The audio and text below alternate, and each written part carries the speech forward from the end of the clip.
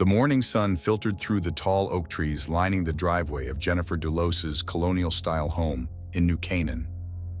Inside, the air was filled with the soft hum of daily life, a kettle boiling, the laughter of children echoing through the halls, and the rhythmic tapping of her fingers against the counter as she read a text from her mother, Gloria Farber. Jennifer glanced at the time. 7:15 a.m. Another packed day awaited, but first there were breakfast to serve and backpacks to check. "Mom, I can't find my math workbook," her son called out, his voice tinged with panic. Jennifer moved quickly, retrieving the missing book from beneath the couch cushions. "You have to keep track of these things," she chided gently, her tone more motherly than scolding. The energy in the house was both chaotic and comforting. For Jennifer, these moments of normalcy were precious. She smiled faintly, savoring the fleeting calm that came before the reality of her situation set in. Fotis was still out there. She could feel his presence like a shadow looming over her every move. As she poured her coffee, her eyes flicked to the large bay window overlooking the front yard. A black SUV was parked across the street. Unusual, she thought, but not necessarily suspicious. Still, it gnawed at her, a subtle but persistent discomfort. Shaking off the unease, Jennifer gathered her thoughts. There was no time to linger. After a whirlwind of last-minute shoe tying and lunch packing, Jennifer herded her 5 children into the car. The drive to school was marked by a flurry of conversations about weekend plans, soccer practice, and homework assignments. Pulling up to the curb, she leaned back to kiss each child goodbye, offering them her warmest smile. "Have a great day, guys," she said, waving as they ran off toward the school's entrance. The drive back was quieter. Jennifer reached for the radio, but the noise felt intrusive. Her thoughts drifted instead to the custody battle, a battle she had fought with every ounce of strength she had, though she often wondered if it was enough. Pulling into her driveway, Jennifer felt a familiar tension return to her chest. She stepped out of the car, glancing again toward the street. The black SUV was gone. For a moment, relief washed over her. Yet as she entered the garage, a chill ran down her spine. The house felt different still, almost too quiet. She dismissed the feeling with a shake of her head, attributing it to her overactive imagination. Jennifer set her purse on the counter, her phone buzzing beside her. A message from a friend popped up. "Lunch plans today? Let me know." She started typing a response, her fingers hovering over the screen. Then came the knock at the door. It was faint but deliberate. Jennifer froze, her heart racing. She wasn't expecting anyone. Slowly, she walked toward the door, each step echoing louder in her ears. When she opened it, there was no one there, just the empty street stretching out before her. Jennifer stepped outside, scanning the area. Nothing seemed out of place, yet her sense of unease grew sharper. She lingered for a moment before retreating indoors, locking the door behind her. Her phone buzzed again, this time a reminder about an afternoon meeting she couldn't miss. "Focus," she whispered to herself, willing the knot in her stomach to loosen. Hours later, when her children returned home, the day unfolded much as it had begun, filled with laughter, homework, and dinner preparations. But for Jennifer, the quiet moments between tasks were louder than ever, filled with questions she couldn't answer and a dread she couldn't name. As the day slipped into night, Jennifer journaled briefly before heading to bed, her final thought scribbled in the corner of the page. "I can't shake the feeling that something is coming." She was right. The call came at 4:15 p.m. Gloria Farber sat in her Manhattan apartment, her coffee long gone cold on the table beside her. The voice on the other end was calm but laced with concern. "Jennifer didn't pick up the kids," the caller said, pausing for a moment. "It's not like her." Gloria's stomach tightened. Jennifer was meticulous about her children's schedules, never missing a pickup or appointment. "Have you tried her phone?" Gloria asked, already knowing the answer. "Yes, it goes straight to voicemail." The words hung in the air like an alarm. Gloria felt a chill crawl up her spine. "I'll call the police," she said, her voice steady despite the storm building inside her. By 5 p.m., the New Canaan Police Department had sent officers to Jennifer's home. The garage door stood open, the interior eerily pristine. Too pristine, they thought, for a house filled with 5 children. But then, near the edge of the concrete floor, they saw it. Faint smeared streaks of red.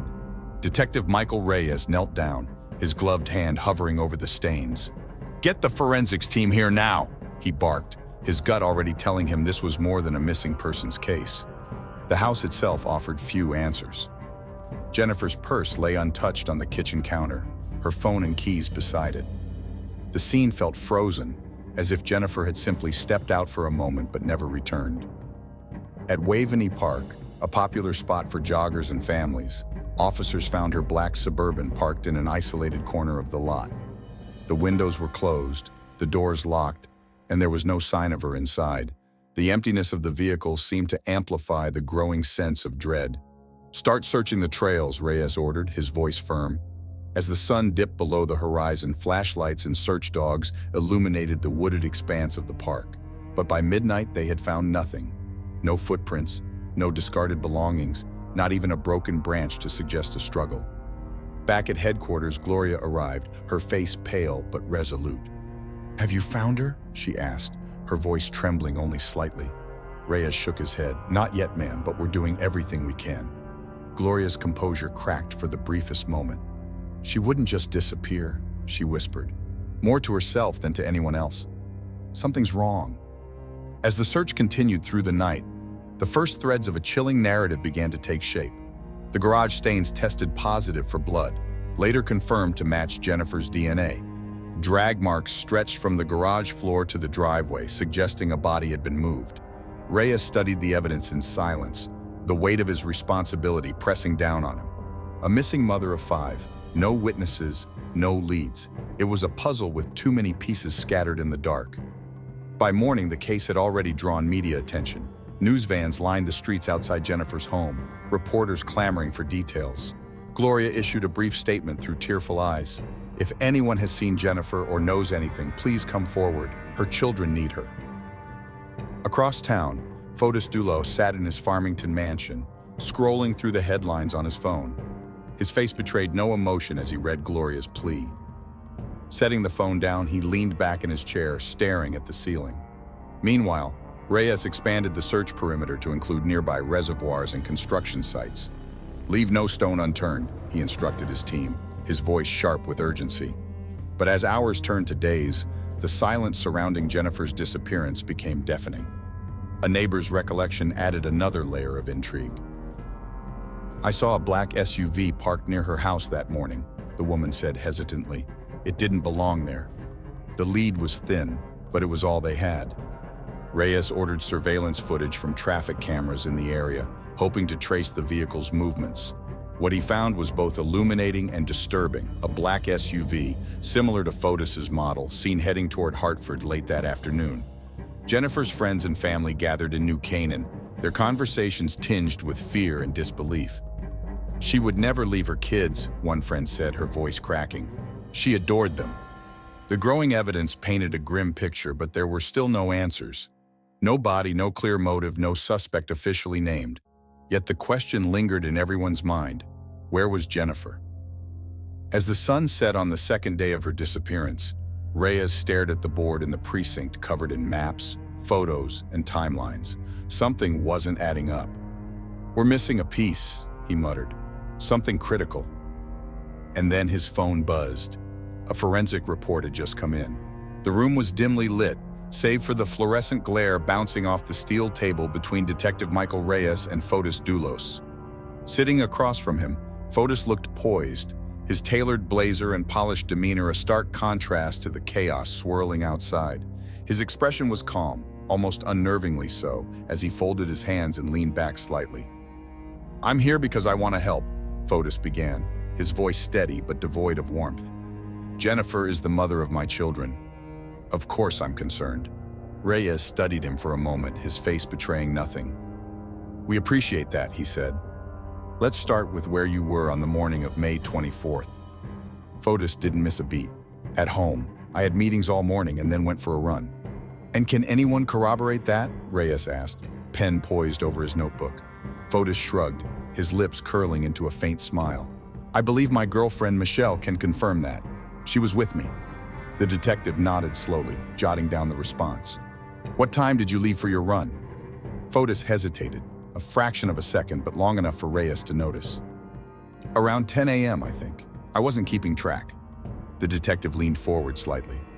"That's interesting because traffic cameras show your truck heading toward New Canaan around that time." Fotis's smile faltered just for an instant. He adjusted his tie, a subtle but telling gesture.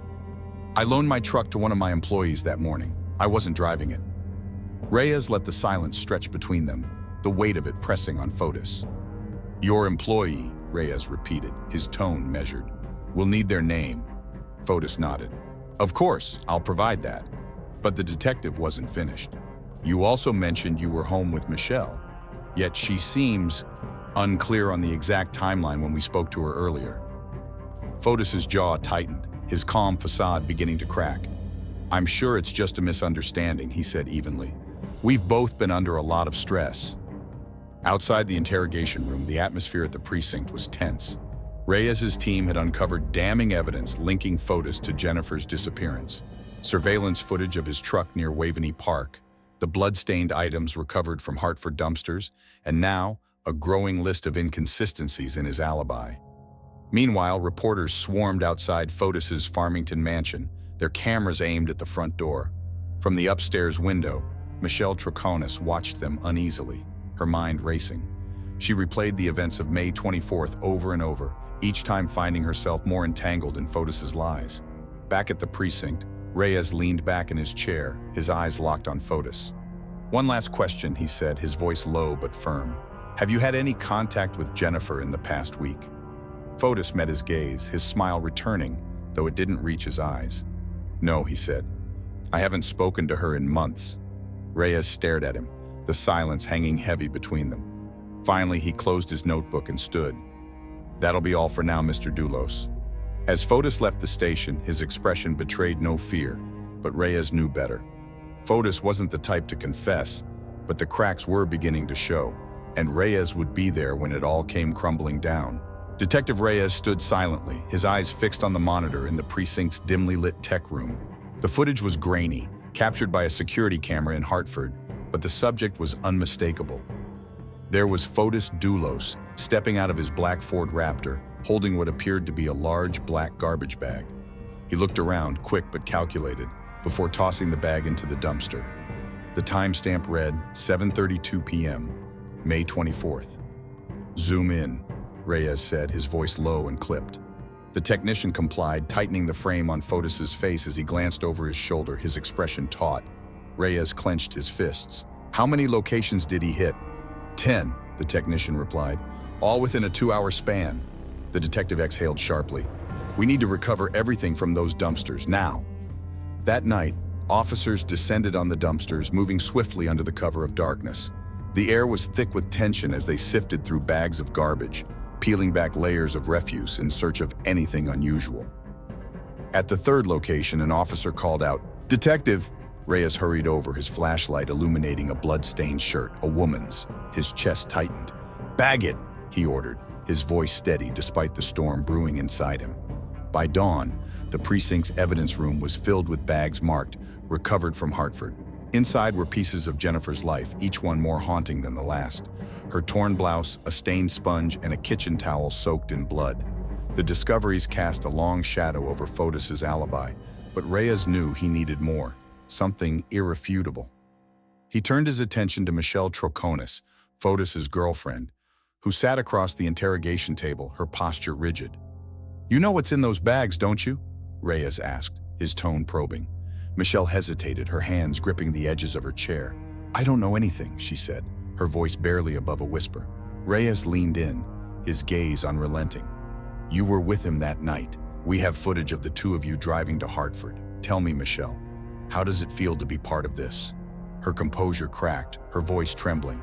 "He said it was just trash," she muttered. "He said it was nothing." Reyes pressed further, sensing her resolve weaken. "And you believed him? After everything you've seen?" Michelle broke eye contact, tears welling in her eyes. "I didn't ask questions," she admitted, her voice barely audible. The silence that followed was deafening. Reyes pushed back his chair and stood, his movements deliberate. "You can help yourself, Michelle," he said, "but you have to tell the truth." Meanwhile, at the Farmington mansion, Fotis paced his office, his phone vibrating incessantly with calls from reporters. He ignored them, focusing instead on wiping every surface clean, his movements frantic. From a distance, Michelle watched him, her face pale, her mind replaying the events of May 24th. Back at the precinct, forensic teams began analyzing the recovered items. Blood from the shirt matched Jennifer's DNA, and the sponge revealed fingerprints, Fotis's fingerprints. Reyes felt a grim sense of vindication, but it was bittersweet. Jennifer was still missing. Reyes called a team meeting, his voice resolute. "We have enough to bring him in," he said. "No more waiting. Fotis Dulos needs to answer for this." As officers prepared to serve the warrant, a sense of urgency filled the room. Jennifer's friends and family had waited long enough for answers, and Reyes was determined to deliver them. The next steps would be critical. Fotis's house would be searched, his movements scrutinized, and his story torn apart. But deep down, Reyes knew that even with all the evidence piling up, the hardest question remained unanswered. Where was Jennifer? Detective Reyes stood before the whiteboard in the precinct, its surface covered with maps, timelines, and photographs. The evidence was damning: surveillance footage, the bloody items recovered, and Michelle's wavering statements. But as the pieces of the puzzle came together, Reyes couldn't shake the feeling that something critical was still missing. "What about his truck?" Reyes asked sharply, his eyes scanning the team. "Any updates?" An officer stepped forward. "The forensic report just came in. They found traces of blood in the back seat. It's a match for Jennifer." Reyes nodded, his mind racing. "That's our link. He transported her in the truck." Across town, Fotis Dulos sat in his office, the blinds drawn. His attorney, Kent Mawhinney, leaned back in his chair, his expression unreadable. "They're closing in, Fotis," Kent said, his voice low. "You need to stick to your story." Fotis slammed his fist on the desk, his composure cracking. "I have stuck to it. They're twisting everything." Kent raised an eyebrow, his tone measured. "Then stop panicking. If you didn't do it, act like it." Fotis leaned forward, his voice a whisper. "They think they're smart, but they don't have her. No body, no crime." Meanwhile, at the precinct, Michelle Troconis sat across from Reyes in the interrogation room, her face pale. The detective placed a photograph on the table, Jennifer's bloody shirt, recovered from the dumpster. Michelle recoiled, her hands trembling. I didn't know it was hers." "Then whose did you think it was?" Reyes shot back, his tone sharp. Tears streamed down Michelle's face. "He told me it was trash. He said it was just old clothes he needed to get rid of." Reyes leaned in, his voice dropping to a near whisper. "Michelle, if you don't start telling the truth, you're going down with him." Her breathing quickened, her hands clutching the edge of the table. "He was so calm," she murmured, "like it was just another errand." In the days that followed, Fotis's calm facade began to erode. Neighbors reported seeing him pacing in his driveway late at night, his phone glued to his ear. The media swarmed his home, their cameras capturing every tense moment. During one of his rare public appearances, Fotis faced a barrage of questions. "Mr. Dulos, do you have anything to say about the evidence against you?" a reporter shouted. Fotis smirked, his voice icy. "Evidence means nothing without proof, and they don't have proof." But behind closed doors, Fotis was unraveling. Michelle's hesitations, the mounting forensic evidence, and the relentless media coverage were tightening the noose. Late one night, Fotis met Kent at an isolated diner. Their conversation was hushed, their faces tense. "They're going to find something," Fotis hissed. Kent leaned forward, his tone chilling. "Then you better hope they don't find you first." Back at the precinct, Reyes studied the evidence board, his gaze landing on a key timeline. Fotis's truck seen near Waveney Park, then later in Hartford.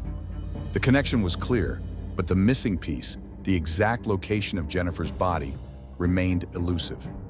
"We're close," Reyes said, more to himself than anyone else. But close isn't enough. As the days stretched into weeks, the tension mounted. Fotis's lies were unraveling, and Michelle's cooperation hinted at deeper cracks in their story.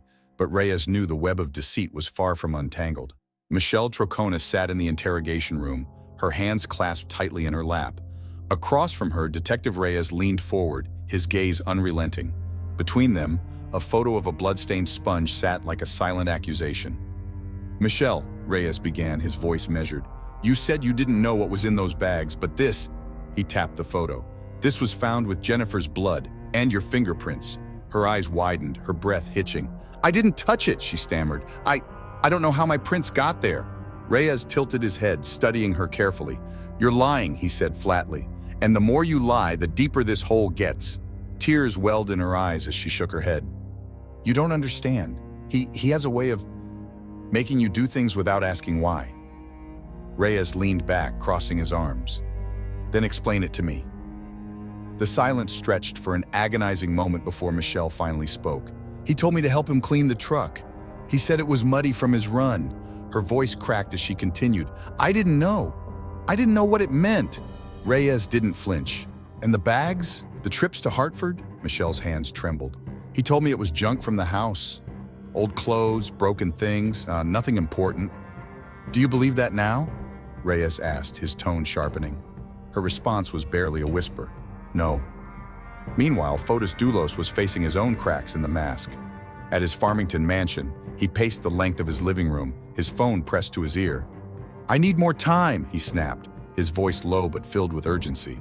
On the other end, his attorney, Kent Mawhinney, sighed. "Time isn't the issue. They're building a case brick by brick, and Michelle is the weakest link. If she breaks..." "She won't," Fotis interrupted, though his voice lacked conviction. "Let's hope you're right," Kent said grimly. "Because if she flips, this whole thing collapses."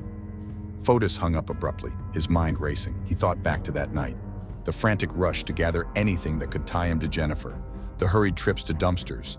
The calculated calm he had forced himself to maintain. But now, the cracks were beginning to show.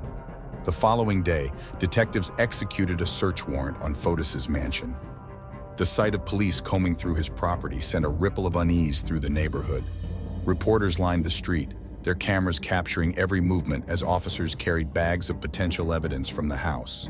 Inside, Reyes found himself in Fotis's garage, his flashlight illuminating faint stains on the floor. "Get a sample of that," he instructed a forensics technician. Upstairs, another team uncovered a pile of discarded receipts. Among them was a purchase dated May 23rd, cleaning supplies, zip ties, and heavy-duty garbage bags. Reyes's stomach churned as he flipped through the evidence. It wasn't just circumstantial anymore, it was deliberate. At the precinct, Michelle's interrogation resumed. This time, her voice was steadier, her resolve stronger. "He made me drive," she admitted. "He said we needed to get rid of things. I didn't ask questions because I was scared." "Scared of what?" Reyes pressed. "Of him," she replied simply. "You don't know what he's like when he's angry." Reyes leaned in. "Then help us. Tell us everything, and we can protect you."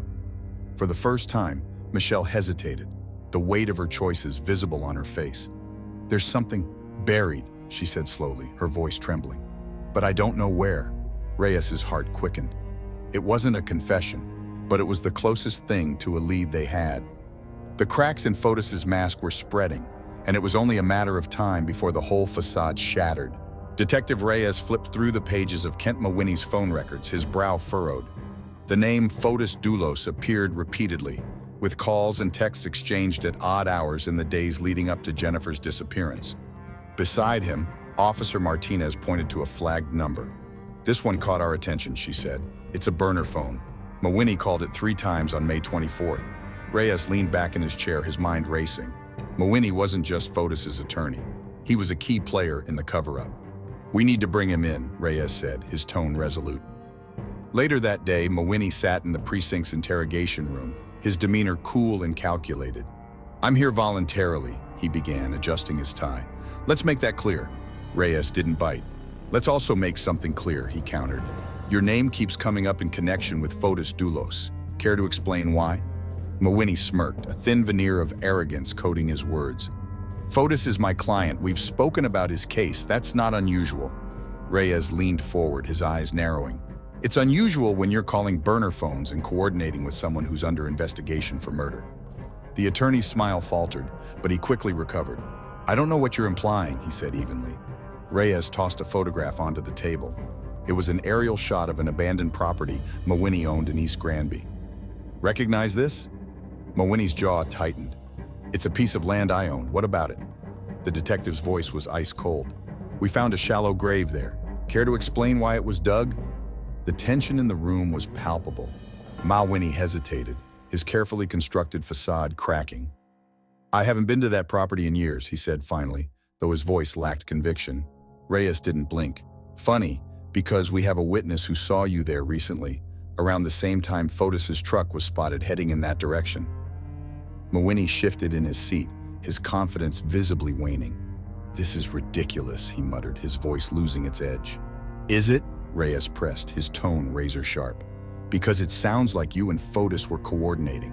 And let me tell you something, Kent. If you're protecting him, you're going down with him. Outside the precinct, Michelle Troconis watched the news from her car. The headlines screamed of Mawhinney's involvement, the pieces of the puzzle coming together in ways she hadn't anticipated. Her stomach churned as she recalled fragments of conversations she'd overheard between Fotis and Mawhinney. The insurance policy, Fotis had called it, a cryptic reference she hadn't dared question. Back at the mansion, Fotis sat in his study, his fingers drumming against the desk. His phone buzzed with a text from Mawhinney. "They know about the property." Fotis stared at the screen, his expression darkening. The police descended on Mawhinney's property the following morning, combing through every inch of the land. Beneath a mound of loose dirt, they found a tarp, ropes, and traces of blood, but no body. The discovery only deepened the mystery, raising more questions than answers. Reyes stood at the edge of the dig site, his hands on his hips. "He's hiding something," he muttered, "and we're going to find out what." Mawhinney's connection to the case was undeniable, but his motives remained shrouded in secrecy. Was he a loyal accomplice, or was he playing his own dangerous game? As the investigation pressed forward, Reyes knew one thing for certain. The cracks in their story were growing, and it was only a matter of time before the truth came tumbling out. The lights of the press conference illuminated the courthouse steps, creating stark shadows that mirrored the anguish etched into Gloria Farber's face. Her hands trembled slightly as she gripped the podium, her shoulders squared against the weight of the moment. Reporters murmured softly, their cameras aimed, waiting for her to speak. "I am here today," Gloria began, her voice steady but heavy with emotion, "to plead with anyone who knows anything about my daughter, Jennifer." She paused, her breath hitching as she continued. "Jennifer is not just missing. She is a mother, a daughter, a friend. She is loved deeply by all who know her. And her 5 children," Gloria's voice cracked, but she pushed forward. "They need their mother. Please, if you have any information, come forward." The crowd was silent, save for the clicking of cameras capturing her pain. Behind Gloria, a photograph of Jennifer smiled back at the world, a stark reminder of the life that had been stolen away. Gloria's words reverberated, not just through the gathering, but across television screens and headlines nationwide. Inside the precinct, Detective Reyes watched the press conference unfold on a small TV. His jaw tightened, and he exhaled slowly. "This has to end," he muttered, turning his attention back to the growing case file on his desk. Meanwhile, Fotis Dulos paced the length of his living room, the sound of Gloria's voice from the television cutting through his thoughts. Her plea was a dagger, sharp, public, and impossible to ignore. Fotis grabbed the remote and turned the TV off abruptly, his reflection glaring back at him from the darkened screen. Michelle Troconis watched the same broadcast from her car, parked at the edge of a deserted lot. Tears brimmed in her eyes as Gloria's words echoed in her mind. For the first time, the weight of her silence felt unbearable. She clenched the steering wheel tightly, her knuckles white as guilt gnawed at her. "Please, if you know anything," Gloria's voice repeated, relentless. Michelle inhaled deeply, her chest heaving. The truth was there, lodged in her throat, but fear held it captive. Back at the press conference, a reporter broke the silence with a pointed question. "Mrs. Farber, do you believe Fotis Dulos is responsible for your daughter's disappearance?" Gloria's gaze sharpened, her grief tempered by resolve. "I believe the police are doing their job," she said firmly. "But I also believe that those who harm others will not escape justice." The tension in the crowd was electric, the unspoken accusation lingering in the air. The press clamored for more, but Gloria turned and walked away, her head held high despite the tears glistening in her eyes. The plea reverberated far beyond the courthouse steps. It fueled conversations, spurred tips to the police hotline, and reignited the community's determination to find Jennifer. But it also sent ripples through the tangled web of lies spun by Fotis and those around him. That evening, Reyes received a call from a tipster claiming to have seen a black truck parked near a secluded lot in East Granby, the same area linked to Kent Mawhinney's property. The detective's pulse quickened as he jotted down the details. "This could be it," he murmured, already planning the next steps. For Gloria, the plea was a desperate act of love, but for Reyes, it was a rallying cry, a reminder of the stakes in a case that had become as personal as it was professional. As the night deepened, the silence of Jennifer's absence grew louder, and though Gloria's voice had been steady, her heart carried the weight of an unspoken truth. Time was slipping away. The knock on Fotis Dulos' door came early, shattering the quiet morning air. The officers outside didn't wait for an answer. They moved swiftly, warrant in hand. Fotis stood in the entryway, his expression frozen, as they announced the charges: murder, felony murder, and kidnapping. "You have no idea what you're doing," Fotis hissed, his voice tight as they placed him in handcuffs. The calm, composed demeanor he'd maintained for weeks had cracked, revealing the simmering fury beneath. At the precinct, Detective Reyes sat across from Fotis in the interrogation room. The air was thick with tension, the hum of the fluorescent lights the only sound as Reyes reviewed the file in front of him. "Let's get straight to the point," Reyes said, his tone cutting through the silence. "We have your DNA in Jennifer's car. We have surveillance footage showing you dumping bags in Hartford. And we have evidence from your property that ties you to her disappearance." He leaned forward, his eyes locked on Fotis. "This is your chance to tell your side of the story." Fotis smirked, but the defiance in his eyes faltered. "You're building a case on circumstantial evidence," he said. "Good luck making that stick." Reyes didn't blink. "Circumstantial? You mean like the blood we found in your truck? Or the zip ties you bought the day before she disappeared?" He flipped through the file, pulling out photos of the tarp and ropes discovered on Kent Mawhinney's property. "Or maybe the shallow grave your buddy conveniently forgot to mention?" Fotis's jaw tightened, but he said nothing. "You think you're smarter than everyone in this room," Reyes continued, his voice steady but sharp. "But let me tell you something, you're not. And the people who helped you, they're starting to realize that protecting you isn't worth it." Across town, Michelle Troconis was unraveling under the weight of her own guilt. She'd seen the news of Fotis's arrest, her hands trembling as she scrolled through the headlines. The memories of that night played on a loop in her mind. The hurried drive, the nervous glances, the lies that had piled up until they were too heavy to bear. At the same time, Kent Mawhinney sat in his lawyer's office, his face pale.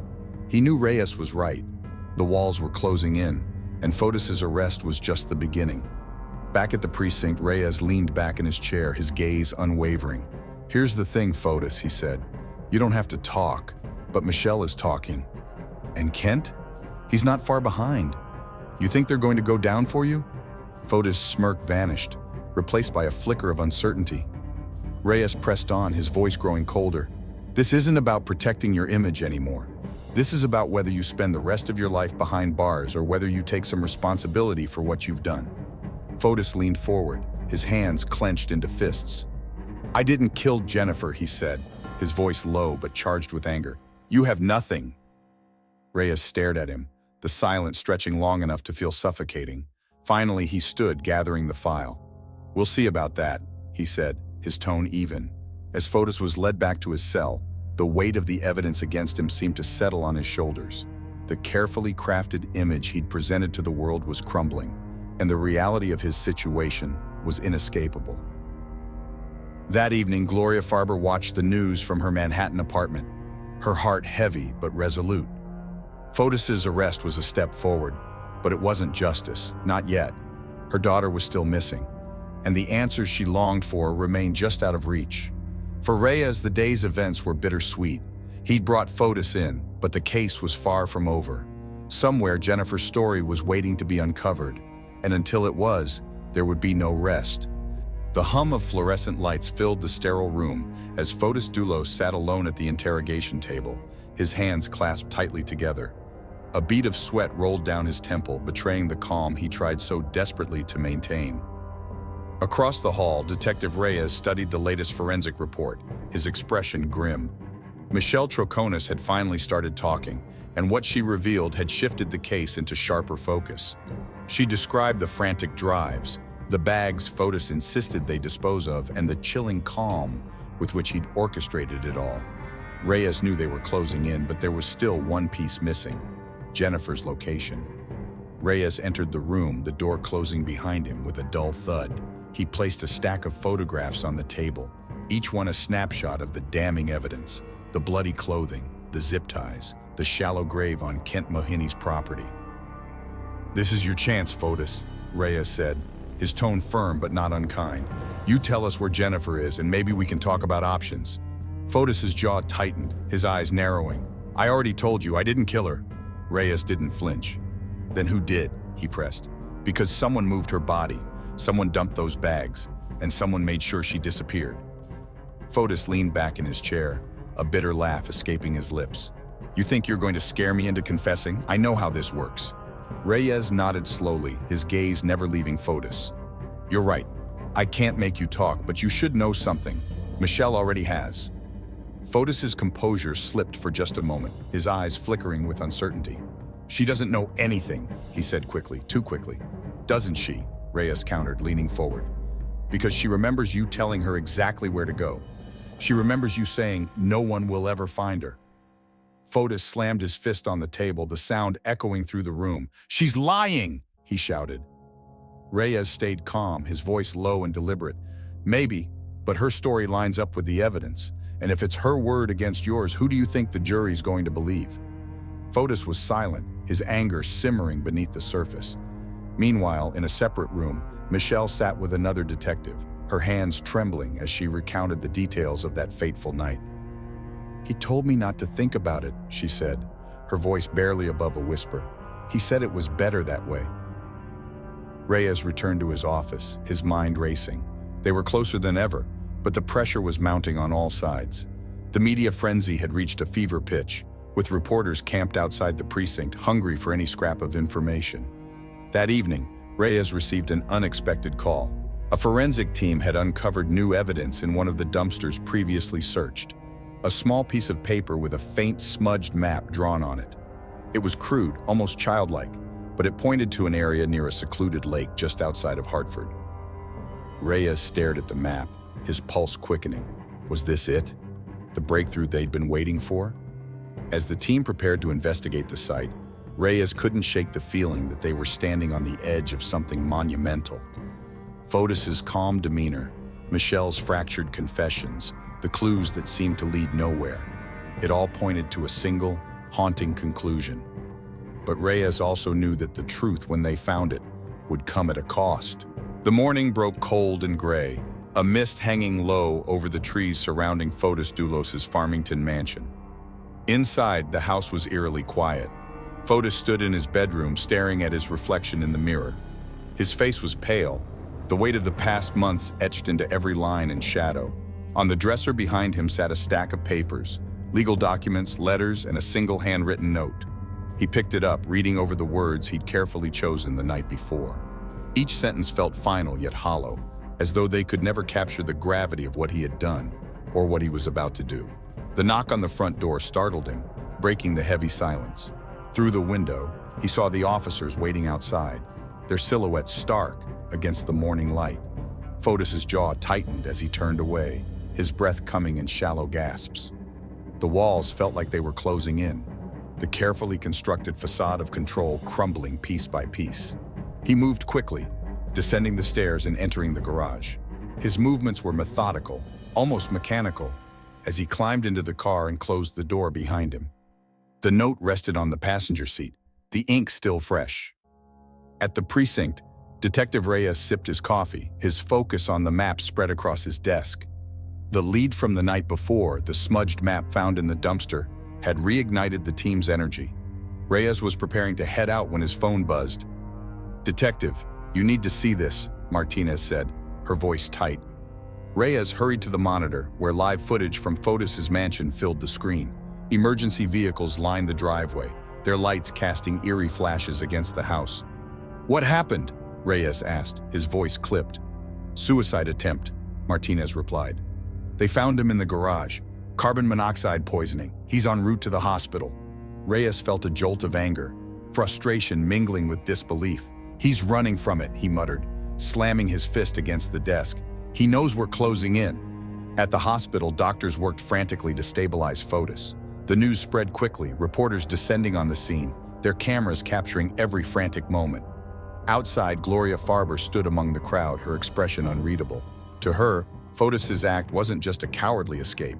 It was another cruel twist in the agonizing search for her daughter. Back in the precinct, the team combed through the note left in Fotis' car. Reyes read it aloud, his voice steady but heavy with contempt. "I am innocent. I did not kill Jennifer. The system has failed me, and I cannot endure it any longer. To my children, I love you." The room fell silent, the weight of the words settling over them like a shroud. Reyes tossed the note onto the table. "Innocent," he scoffed. "He's taking the easy way out, leaving everyone else to clean up the mess." Fotis died 2 days later, never regaining consciousness. The media frenzy surrounding his death was immediate, the headlines oscillating between condemnation and sympathy. For Jennifer's family, it was a bitter conclusion to one chapter of an unending nightmare. "Does this mean the investigation is over?" Martinez asked as she packed up her files. Reyes shook his head, his expression resolute. "Not even close," he said. "There's still a body out there, and there's still justice to be served." The candles flickered softly in the evening breeze, their golden glow illuminating a crowd of mourners gathered at Waveney Park. The vigil was silent but profound, a somber tribute to a life taken too soon. Photographs of Jennifer Dulos adorned the makeshift memorial, her smiling face frozen in time, surrounded by flowers and handwritten notes. Gloria Farber stood at the center, her voice steady despite the weight of grief. "Jennifer was a mother, a daughter, a friend," she began, her words carrying through the hushed crowd. "She loved fiercely, and she was loved just as fiercely in return. We gather here not just to remember her, but to seek justice for her, to remind the world that her story does not end in silence." Her words hung in the air, drawing quiet tears and solemn nods from those gathered. Among them were Jennifer's closest friends, neighbors, and even strangers who had been moved by her story. Across town, Detective Reyes sat in his office, staring at the board that had consumed his life for over a year. Despite Fotis's death, the case remained open, unfinished. The map recovered from the dumpster had led to yet another dead end, the search for Jennifer's body remaining elusive. Yet Reyes couldn't shake the feeling that they were close, that one small breakthrough could tie everything together. The precinct door opened, and Officer Martinez entered, holding a worn envelope. "This just came in," she said, placing it on Reyes's desk. Reyes opened it cautiously, revealing a single sheet of paper. On it was a handwritten note. "She's in the woods near the old mill. You'll know it when you see it." No signature, no return address, just the cryptic message. Reyes's pulse quickened. He called for his team, and within the hour they were headed to the location, flashlights cutting through the dense trees. The old mill stood in ruins, its skeletal frame looming against the moonlit sky. The air was heavy with anticipation as the team combed the area. And then, a shout pierced the night. "Over here!" Reyes sprinted toward the sound, his heart pounding. Beneath a shallow layer of dirt and debris lay remains that forensic teams would later confirm as Jennifer's. The discovery was bittersweet, a victory tempered by the loss it represented. Back at the Farber home, Gloria sat with Jennifer's children, their faces lit by the warm glow of the living room lamp. She held their hands tightly, her voice filled with quiet determination. "Your mother was brave," she said, her words steady, "and we will carry her bravery with us, always." The media's coverage of the case intensified in the days that followed, sparking national conversations about domestic violence, coercive control, and the failures of the legal system. Jennifer's story became more than a tragedy. It became a rallying cry for change. Months later, a plaque was unveiled in Waveney Park, inscribed with Jennifer's name and a simple message. "In loving memory of a mother, a friend, and a fighter, may her light guide others to safety." As Detective Reyes stood before the plaque, he reflected on the twists and turns that had defined the case. Justice, he realized, was not always clear-cut, but in the quiet resolve of those who loved Jennifer, in the lessons drawn from her story, there was a legacy, a chance to prevent others from suffering the same fate. The sun dipped below the horizon, casting long shadows over the park. Yet, in the lingering light, there was a sense of closure, a feeling that, though the story was filled with pain, it had left a mark that would not fade. What do you think of Fotis Dulos and his role in this tragic case? From which region are you watching this video? Share your thoughts in the comments below. Rate this story from 0 to 10. How shocking and heartbreaking did you find it? Let us know.